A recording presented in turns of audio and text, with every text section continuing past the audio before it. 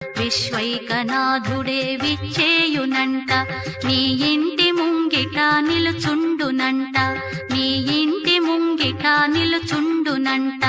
అన్నపూర్ణాదేవి అర్చింతునమ్మ, నా మనవి ఆలించి నన్ను బ్రోవుమమ్మ.